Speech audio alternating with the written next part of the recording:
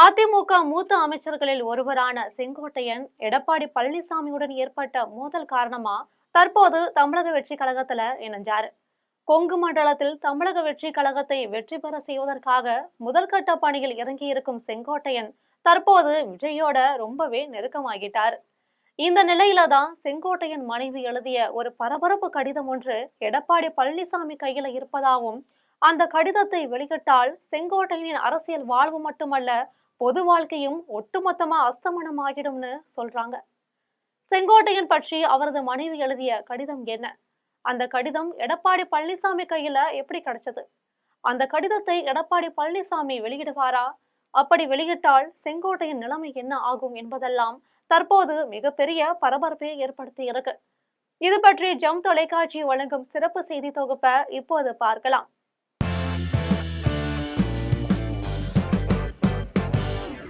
மக்கள் திலகம் என்று அழைக்கப்படும் எம்ஜிஆர் காலத்துல இருந்து அதிமுகவில் செயல்பட்டு வருபவர்தான் செங்கோட்டையன். தற்போது 77 வயதான செங்கோட்டையன் ஈரோடு மாவட்டம் கோபிச்செட்டிப்பாளையம் அருகே உள்ள குள்ளம்பாளையம் கிராமத்தை சேர்ந்தவர். SSLC வரை மட்டுமே தான் படிச்சிருக்காரு. இவர் அதிமுக சார்பில் 9 முறை சட்டமன்ற உறுப்பினராகவும் தேர்ந்தெடுக்கப்பட்டார். முதலா எம்ஜிஆர் காலத்துல 1977ஆம் ஆண்டு சத்தியமங்கலத்துல இருந்து தேர்ந்தெடுக்கப்பட்டார். இதற்கு பிறகு 8 முறை கோபிச்செட்டிப்பாளையத்துல இருந்து சட்டமன்ற உறுப்பினராகவும் தேர்வானார். அதிமுகவை பொறுத்த வரையில ஜெயலலிதா அணி ஜானகி என பிரிந்த போது ஜெயலலிதா அணி சார்பில் சேர்ந்து சேவல் சின்னத்துல போட்டியிட்டு கோபிச்செட்டிப்பாளையத்துல வெற்றி பெற்றார். இவர் வனத்துறை அமைச்சர், விவசாயத்துறை அமைச்சர், தகவல் தொழில்நுட்பத்துறை அமைச்சர், வருவாய்த்துறை அமைச்சர் என பல முக்கிய பதவிகளையே வகித்தவர். ஜெயலலிதா மறைவுக்கு பிறகு தமிழக முதல்வராகவும் வாய்ப்பு இவருக்கு கிடைச்சது. ஆனால் போதிய அளவு பண செலவு செய்ய இயலாத காரணத்தினால அந்த வாய்ப்பை எடப்பாடி பழனிசாமியிடம் இழந்தாரு என்பது பின்னணி செய்தியாயிருக்கு. இவருக்கு ஈஸ்வரி என்ற மனைவியும் ஒரு மகனுமே இருக்காங்க.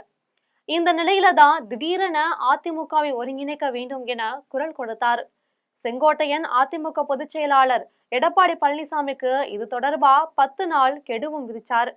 ஆனால் பதிலுக்கு செங்கோட்டையனை பதவியில் இருந்தும் பின்னர் அனைத்து பொறுப்புகளில் இருந்துமே எடப்பாடி பழனிசாமி நீக்கிட்டார். இதை தொடர்ந்து செங்கோட்டையன் தமிழக வெற்றி கழகத்துல இணைஞ்சார். இந்த நிலையில எடப்பாடி பழனிசாமி நினைத்தால் ஒரே நாளில் செங்கோட்டையின் அரசியல் வாழ்க்கையை முடித்துவிட முடியும்.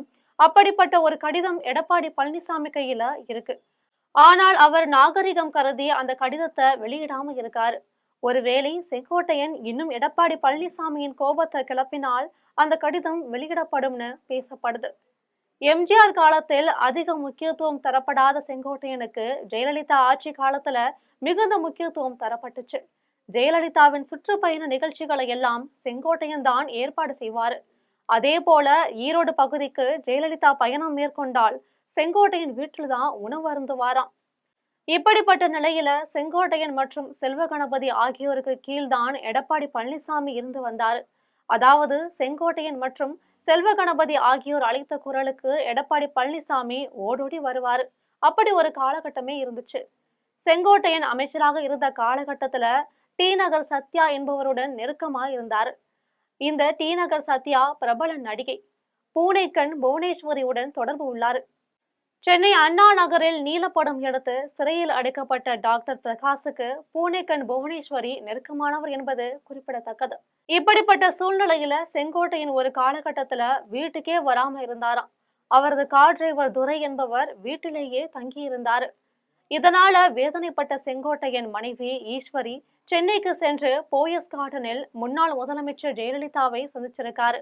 அவரிடம் தனது கணவர் செங்கோட்டையன் தற்பொழுது வீட்டுக்கே வருவதில்லை, அவர் வேறு எங்கேயோ சுற்றி திரிகிறார் என்று புகார் செஞ்சாங்க. இது மட்டுமல்லாம செங்கோட்டையன் பற்றி 5 பக்க அளவுல மிகப்பெரிய கடிதம் ஒன்றை எழுதி ஜெயலலிதாவிடம் கொடுத்து இருக்காங்க. அதனை படித்து பார்த்த ஜெயலலிதா, உன் வீட்டில் எல்லாம் நான் வந்து சாப்பிட்டு இருக்கேன், உனக்கு இப்படி ஒரு நிலைமையா, இதை நான் கூப்பிட்டு சரி செய்கிறேன்னு சொல்லி அனுப்பியிருக்காங்க. இதற்கு பிறகு ஜெயலலிதா கொடநாடு சென்ற போது அந்த கடிதத்தையும் எடுத்து கொடுத்து சென்றிருக்காங்க. அங்கு வைத்துதான் முழுமையா அதை படிச்சிருக்காங்க. பிறகு செங்கோட்டையனை அழைத்து அறிவுரை சொல்லிவிட்டு வீட்டுக்கே அனுப்பியிருக்காங்க. இதை தொடர்ந்து ஜெயலலிதா மரணத்திற்கு பிறகு கொடநாடு விவகாரமே வெளியே கிளம்புச்சு. கொடநாட்டில் இருந்து சில முக்கிய தஸ்தாவேஜுகள் கைப்பற்றப்பட்டுச்சு. அதுல செங்கோட்டையன் மனைவி எழுதிய கடிதமும் ஒன்று.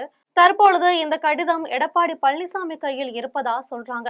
இந்த கடிதத்தில் உள்ள செய்திகள் வெளியே வந்தால் செங்கோட்டையனின் ஒட்டுமொத்த அரசியல் வாழ்வும் புஸ்வானமாகிவிடும்னு சொல்லப்படுது. ஆனால் அதே வேளையில அந்த கடிதத்தை எடப்பாடி பழனிசாமி வெளியிட முடியாத ஒரு சிக்கலும் இருக்கு. அதாவது செங்கோட்டையன் மனைவி ஜெயலலிதாவுக்கு எழுதிய கடிதம் எடப்பாடி பழனிசாமி கைக்கு எப்படி கிடைத்தது என்ற விவகாரம் வெளியே கிளம்பியிருக்கு. அதாவது கொடநாட்டில் இருந்து அந்த கடிதம் எப்படி எடப்பாடி பழனிசாமி கைக்கு வந்தது என்ற கேள்வி எழும்போது மிகப்பெரிய அது சிக்கலுக்கும் ஆகிவிடுது. அப்படி என்றால் கொடநாட்டில் நடந்த சம்பவத்திற்கும் எடப்பாடி பழனிசாமிக்கும் ஏதோ தொடர்பு இருக்கு என்பது வெட்ட வெளிச்சமாகிவிடும் என்பது குறிப்பிடத்தக்கதா இருக்கு. ஆனால் அதே சமயம் அந்த கடிதம் கொடநாட்டில் இருந்து எடுக்கப்படவில்லை என்கிற ரீதியில எப்பொழுது வேண்டுமானாலும் எடப்பாடி பழனிசாமியால் வெளியிட முடியும் என்பதும் முக்கிய தகவலா பார்க்கப்படுது. இது பற்றி இன்னும் ஏராளமான தகவல்களை நக்கீரன் பத்திரிகையாளர் பிரகாஷ் என்பவர் வெளியிட்டு வராரு. அவர் கூறும் பொழுது டி நகர் சத்யாவுடன் செங்கோட்டையன் தொடர்பு வைத்தது மட்டுமல்ல, போயஸ் கார்டனில் செங்கோட்டையன் மனைவி ஜெயலலிதாவை சந்தித்து கடிதம் கொடுத்த போது நேரில் பார்த்திருக்கேன். எனது கண் முன்பாகத்தான் ஜெயலலிதா செங்கோட்டையன் மனைவியை அழைத்து பேசினார்.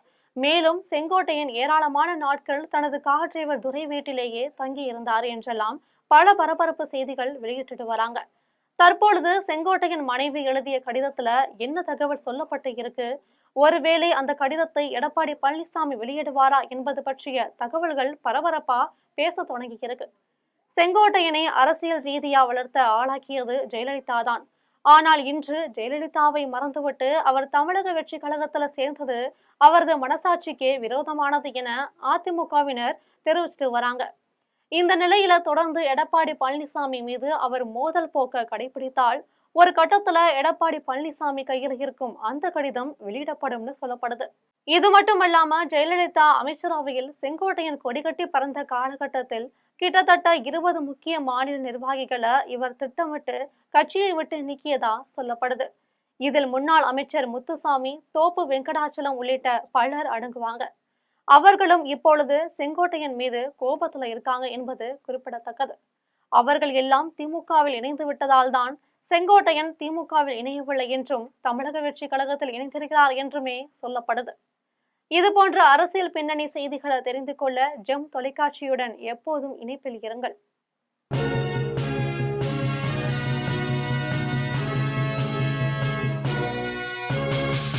உடனுக்குடன் அப்டேட் தெரிந்து கொள்ள ஜெம் டிவி தமிழ் ஆப்பை இன்ஸ்டால் செய்யவும்.